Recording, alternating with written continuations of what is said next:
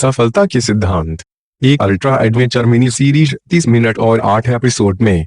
Episode 6 colon आपकी दो सबसे बड़ी बाधाएं, योर टू बिगेस्ट बैरियर। मैं आपको नहीं बता सकता कि जीवन में कौन सा रास्ता आपके लिए सबसे अच्छा है, क्योंकि मुझे नहीं पता कि आपके लिए कितना महत्वपूर्ण है बड़े लक्ष्यों को प्राप्त करना और कितना महत्वपूर्ण है आपके लिए उस दर्द से बचना उन लक्ष्य को पाने के लिए। यह विवेक साहस है जिसकी मैंने पहले बात की थी, और हम सभी को इन चीजों को अपने खुद के लिए महसूस करना होगा।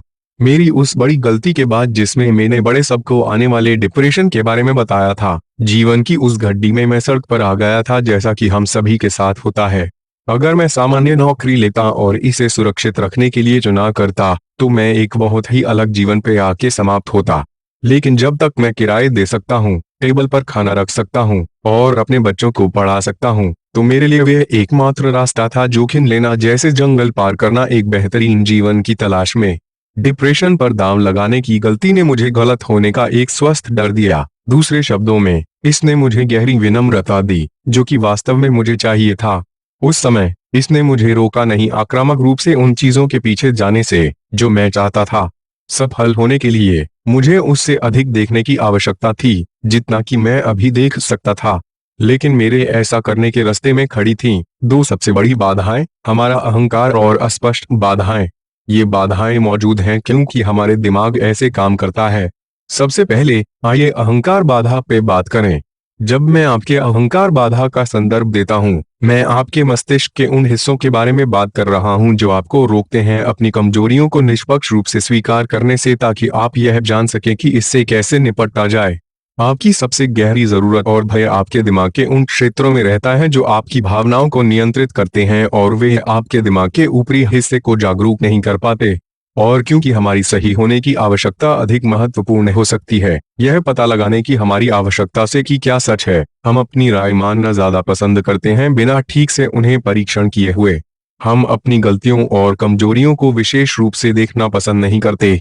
हम स्वाभाविक रूप से रिएक्ट करने के लिए प्रवृत्त हैं हर नई खोज पे, जैसे कि वे हमारे लिए हमलावर हों।